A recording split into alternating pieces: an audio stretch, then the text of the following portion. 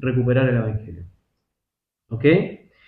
Y quisiera partir mostrando esta imagen que nos muestra cómo la historia de la humanidad se ha dividido en antes y después de Cristo. ¿Cierto? Por eso tenemos un ACDC.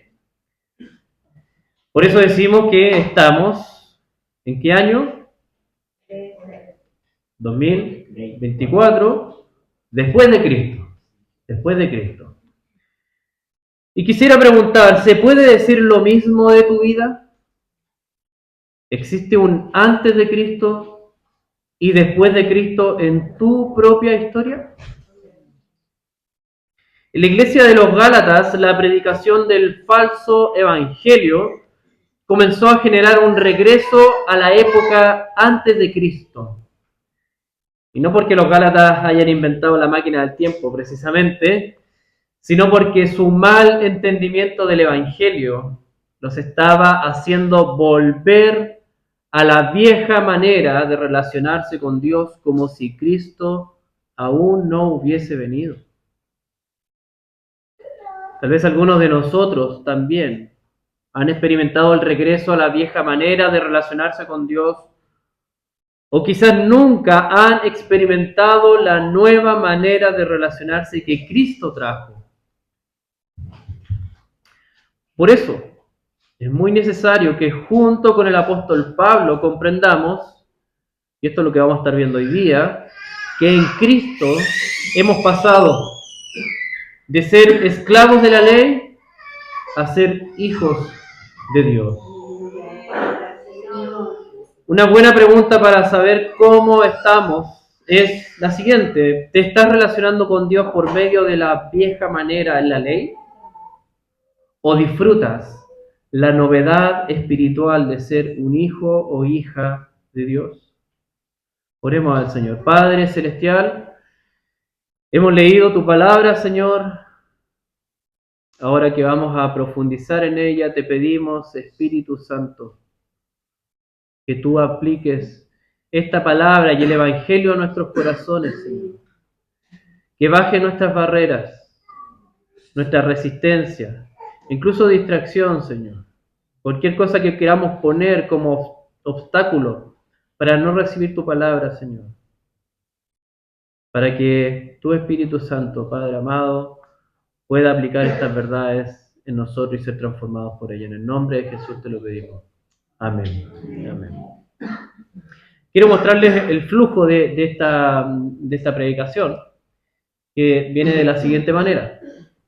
Primero vamos a estar viendo cómo es que estamos en la condición de esclavos de la ley. Luego lidiamos con el pecado.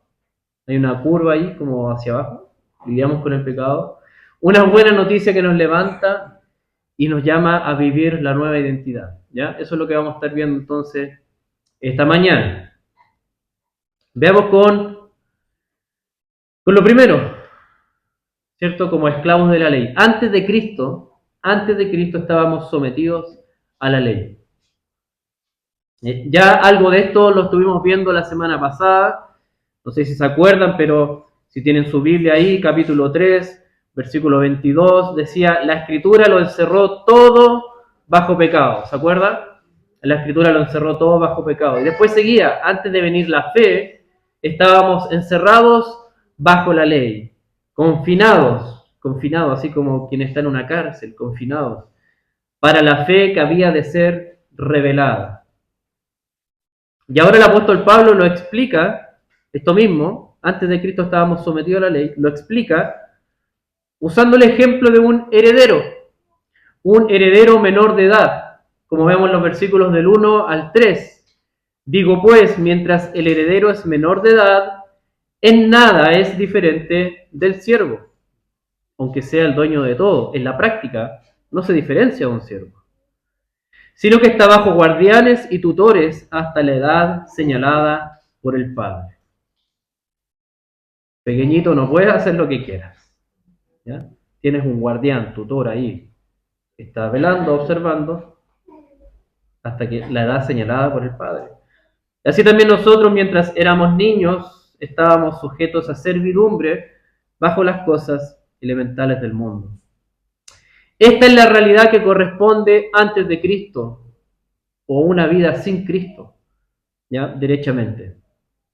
Dios pone su ley como guardiana y tutora de nuestra vida, aún para nuestra conciencia. La ley moral de Dios resuena en ella. Pues todos sabemos, creyentes o no, todos sabemos que está mal envidiar, actuar egoístamente o mentir. Sin embargo, y si somos honestos, reconoceremos que tenemos una tendencia natural a hacer eso. Entonces, lo que la ley de Dios hace es detectar nuestro pecado y dejarnos con cadenas como aquellos imputados o presos que están esperando su condena. Eso hace la ley. ¿Ya?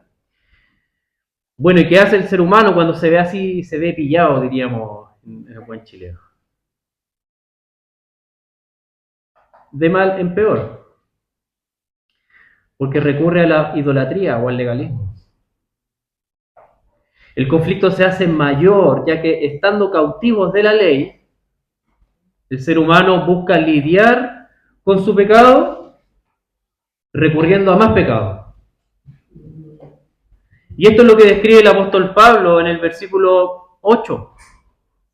Versículo 8 dice: pero en aquel tiempo, cuando ustedes no conocían a Dios, eran siervos de los que por naturaleza no son dioses. Eran siervos, se sometían a algo que por naturaleza no son dioses.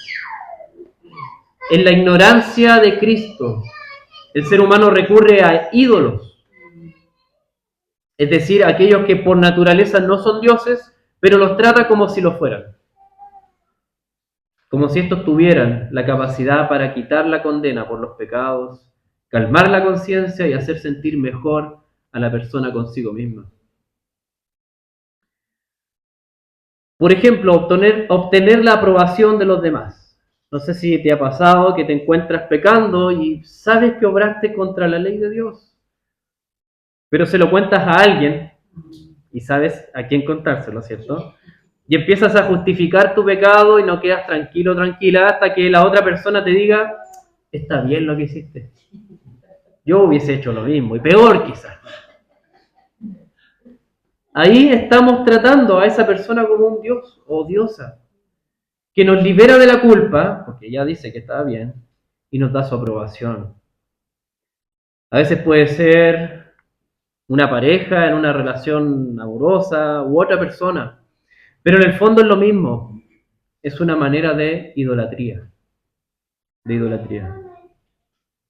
Quizá puede ser que esa aprobación no venga de una conversación con alguien, pero sí viene de escuchar un mensaje motivacional por internet. Ponemos algo ahí que nos reafirma en tu posición, te reafirma en tu posición de pecado. Hay mensajes a veces como, no, corta con personas tóxicas. Dale el corte. Tú primero. Tú necesitas lo primero. Tú necesitas ser el primero. Nos reafirman en nuestra posición como pecado. Y le damos este poder como si fuera Dios, para quitarnos culpa. Aun cuando sabes que pecaste obrando contra la ley de Dios, eso es lidiar con el pecado recurriendo a otro pecado, idolatría, en este caso. Pero hay otra manera también que el apóstol Pablo la expone en los versículos del 9 al 11. Dice: pero ahora que conocen a Dios, o más bien que son conocidos por Dios, ¿cómo es que se vuelven otra vez a las cosas débiles, inútiles y elementales a las cuales desean volver a estar esclavizados de nuevo? Puedo ver al apóstol Pablo así como: ¡ah! Ustedes observan los días, los meses, las estaciones y los años. Temo que quizá he trabajado en vano por ustedes. La vuelta atrás de los Gálatas significa un error al lidiar con su pecado, poniendo su confianza en el cumplimiento de la ley, que la vemos mencionada especialmente en el versículo 10. Ustedes observan los días, los meses, las estaciones y los años. ¿Dónde se ve la ley ahí? Bueno, la ley de Dios, que le entregó por medio de Moisés, ¿no es cierto?, decía que había que observar ciertas festividades, celebraciones, ritos que el pueblo debía cumplir, por ejemplo, los días sábados, todos los sábados, el séptimo mes del año, cuando cambiaban de estaciones y cada 7 años.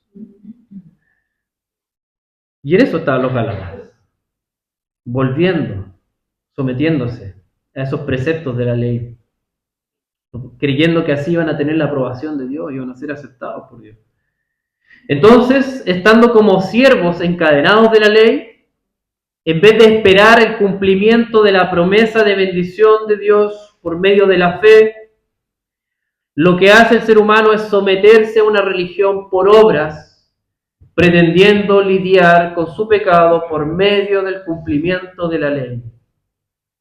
Eso también es lidiar con el pecado recurriendo a otro pecado, porque al hacer eso están negando a Cristo como un sacrificio suficiente y confían en la ley religiosa para lidiar con el pecado. Y eso estaba pasando con los gálatas. Pero hay una buena noticia. Hay una buena noticia. La buena noticia es que Cristo redimió a los que estaban bajo la ley. Esto es lo que está explicando el apóstol Pablo en los versículos 4 al 7. Pero cuando vino la plenitud del tiempo, Dios envió a su Hijo, nacido de mujer, nacido bajo la ley, a fin de que redimiera a los que estaban bajo la ley, para que recibiéramos la adopción de hijos. Y porque ustedes son hijos, Dios ha enviado el Espíritu de su Hijo a nuestros corazones, clamando, Abba, Padre. Por tanto, ya no eres siervo, sino hijo, y si hijo, también heredero por medio de Dios.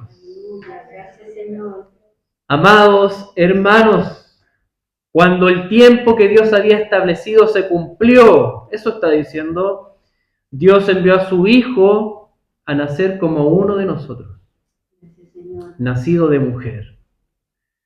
Así lo hizo para que fuera nuestro representante humano. Pero lo hizo nacer también en la antigua época, donde toda la humanidad estaba bajo la ley, siendo Él, Jesús, el único que pudo cumplir con la ley de Dios, pero además recibiendo el castigo de la ley, tomando nuestro lugar. ¿Para qué? Versículo 5 nos da la respuesta. ¿Cuál fue el propósito de esto? A fin de que redimiera a los que estaban bajo la ley. La palabra redimir significa comprar esclavos para liberarlos. A fin de que redimiera a los que estaban bajo la ley, para que recibiéramos la adopción de hijos. Esta es la novedad que trajo Cristo, para que recibiéramos la adopción de hijos de Dios. Luego nuestra adopción es confirmada por el Espíritu Santo que viene a habitar en nuestros corazones, y el Espíritu nos da la identidad de Jesús como hijos, hijas de Dios. Así lo vemos, versículos 6 y 7. Y porque ustedes son hijos, Dios ha enviado el Espíritu de su Hijo, o sea, Jesús, a nuestros corazones clamando, Abba, Padre. Por tanto, ya no eres siervo, sino hijo, y si hijo, también heredero por medio de Dios. Queridos, ¿podemos notar el tremendo cambio que trajo Cristo a nuestra relación con Dios? En Cristo hemos pasado de ser esclavos de la ley a ser hijos de Dios. Nuestra identidad ha cambiado. ¡Qué gozo! Dice, ya no eres siervo, ya no eres sierva, sino hijo, y si hijo también heredero por medio de Dios. La herencia de bendición que estaba reservada para la descendencia de Abraham se nos aplica a nosotros al recibir el Espíritu de su Hijo que nos hace clamar Abba Padre. Abba Padre, esa expresión era íntima y familiar. La usaban los niños para dirigirse a su papá. Es como hoy día decir papito, algo así. Tal vez nos cuesta dimensionar lo que significa ser adoptados. Y por eso les traje un video. Espero que ver este video y la reacción de esta hija nos ayude a dimensionar lo que significa ser adoptados por Dios. A ver si podemos verlo. All right, well, there's one more gift. It's not the Grammy, but it's another gift. I want you to read it. I'm going to be adopted.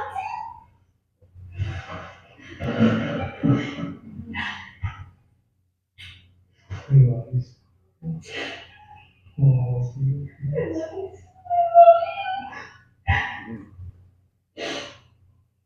Okay, here, I will just use it.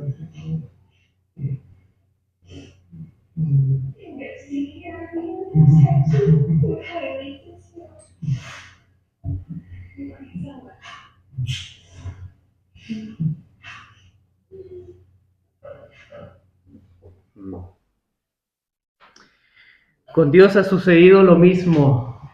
Con Dios ha sucedido lo mismo. Al enviar a su Hijo a vivir la vida perfecta bajo la ley y pagar un precio de sangre en la cruz por nuestros pecados, Dios ha hecho todo lo que había que hacer para comprarnos de la esclavitud de la ley y darnos libertad al adoptarnos como hijos suyos. Nuestra adopción es para disfrutar de un nuevo tipo de relación con Dios, basado en confianza y libertad que nos da su amor como Padre nuestro. Entonces vale la pena vivir nuestra verdadera identidad como hijos de Dios. Esto es lo que vemos. Al final, el apóstol Pablo está llamando, versículos 13 al 16, hace un llamado a los Gálatas a vivir la verdadera identidad como hijos de Dios, aunque le traiga un alto costo en la relación con ellos. Dice en el 13 al 16, pero saben que fue por causa de una enfermedad física que les prediqué el Evangelio la primera vez. Y lo que era para ustedes una prueba en mi condición física, que no despreciaron ni rechazaron, sino que me recibieron como un ángel de Dios, como a Cristo Jesús mismo. ¿Dónde está, pues, aquel sentido de bendición que tuvieron? Pues testigo soy en favor de ustedes que, de ser posible, se hubieran sacado los ojos y me los hubieran dado. Me he vuelto, por tanto, enemigo de ustedes al decirles la verdad. Algunos de los Gálatas empezaron a rechazar al apóstol Pablo por decirles la verdad. Pero el apóstol sabe que vale la pena incluso echarse enemigos encima, con tal que los Gálatas recuperaran el verdadero evangelio y no olviden que en Cristo hemos pasado de ser esclavos de la ley a ser hijos de Dios. Incluso en el corazón pastoral del apóstol Pablo hay sufrimiento por los Gálatas, porque sabe que la adopción como hijos de Dios tiene un objetivo final que establece nuestra meta, por la cual hemos sido adoptados, y la menciona en el versículo 19. Hijos míos, por quienes de nuevo sufro dolores de parto, hasta que Cristo sea formado en ustedes. Casi podemos ver las lágrimas del pastor Pablo, sufriendo por los Gálatas, hasta que Cristo sea formado en ellos. Pues el Espíritu nos da una nueva identidad como hijos de Dios, y luego esa identidad va tomando la forma de Cristo en nosotros.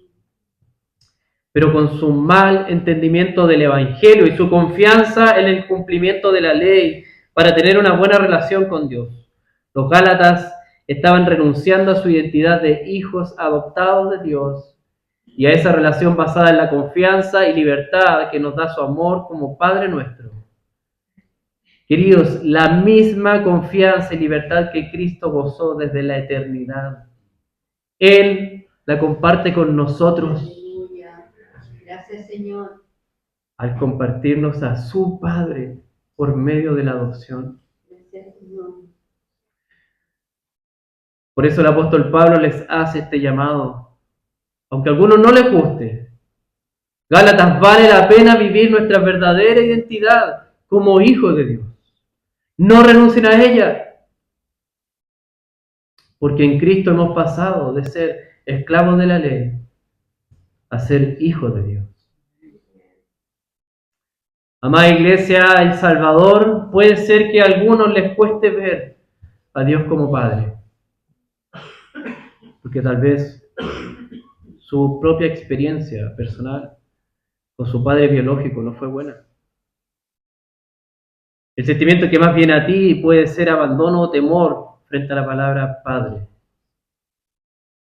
Pero el Espíritu Santo nos enseña por medio del apóstol Pablo que Dios es una clase totalmente distinta de Padre. Y nos da evidencias de esto.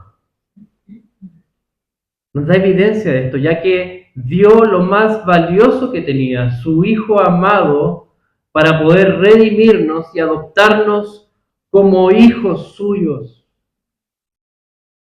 ¿Tienes dudas de su amor? Déjame decirte que nadie te ama ni te amará más que Dios. Amén. La evidencia de esto es que entregó a su Hijo para adoptarte a ti como su hijo o hija en Cristo. Entonces, si nuestra adopción y la paternidad de Dios son las claves de la nueva manera de relacionarnos con Dios que tenemos a partir de Cristo, vivamos el Evangelio basado en este tipo de relación amorosa, padre, hijo o hija con Dios. No hay nada más maravilloso que ser hijos que se saben amados. Esto trae un crecimiento sano mentalmente, incluso la psicología ha comentado mucho sobre esto. Bueno, me pregunto, ¿conoces tú el amor de tu Padre? ¿Sabes cuánto te ama? Querido, nuestro Padre nos dejó un libro con sus pensamientos. Al leer la Biblia podemos conocer cómo es el corazón de nuestro Padre y saber cuán amados somos en Cristo. ¿Te interesa conocer lo que el Padre ha pensado y deseado para ti? Lee su libro. Lee su libro. Tristemente, muchos cristianos sufren una separación de su Padre por ignorancia. Ignoran cómo es su Padre Celestial. Ignoran cómo es su amor. Ignoran cómo es su carácter. Esto hace que vivan en un conflicto permanente entre el Dios Padre que confiesan creer y un profundo sentimiento de ser huérfano o huérfana espiritual, cuyas mentes y cuerpos sufren la separación de ellos hacia su Padre. Por causa de esta ignorancia o incredulidad al Dios Padre que se ha revelado a sí mismo en su palabra. Queridos, toda ansiedad y miedo pierden fuerzas cuando conocemos al Padre que Jesús compartió con nosotros y cuánto nos ama realmente. Por otro lado, Dios no es un papito corazón, como se dice en Chile a padres ausentes comúnmente. Él está deseoso de cultivar una relación permanente con cada uno de sus hijos e hijas. Pero muchas veces somos nosotros los que nos olvidamos de Él. O muy a lo lejos entablamos una conversación con Él por medio de una oración, a veces apurado y antes de comer. O muy a lo lejos escuchando su voz en la Sagrada Escritura. Cada domingo el Padre nos espera para reunir a todos sus hijos y pasar tiempo de calidad ministrándonos por medio de la adoración del culto, los cantos que nos recuerdan el Evangelio y la predicación que expone sus palabras para nosotros. Quizás hasta ahora has visto tu participación en la iglesia como un sacrificio, en vez de una bendición para crecer en tu relación con nuestro Padre. Para el esclavo de la ley es un sacrificio venir y espera también ser compensado si lo hace bien o castigado si lo hace mal por su amo. Pero para el hijo es una bendición porque no se trata de lo que él o ella hace, sino de lo que su padre ha hecho. Aleluya. Como dice versículo 4 y 5, envió a su hijo, nacido de mujer, nacido bajo la ley, a fin de que redimiera a los que estábamos nosotros bajo la ley, para que recibiéramos la adopción de hijos. Entonces los hijos anhelan seguir creciendo en su relación con el Padre hasta que Cristo sea formado en ellos. Amén. Amén. Gracias, Señor. ¿Qué te parece si esta mañana respondemos con gozo al llamado de Dios para vivir nuestra verdadera identidad como hijos de Dios? Sin miedo, sin ese miedo de esclavos, sin ese temor, un mal temor, sino con la libertad y confianza de un hijo o hija de Dios. ¿Cuántos pueden decir esta mañana, Abba Padre? Abba, Padre. Amén. Abba, Padre. Amén. Oremos al Señor. Bendito eres, Padre Celestial.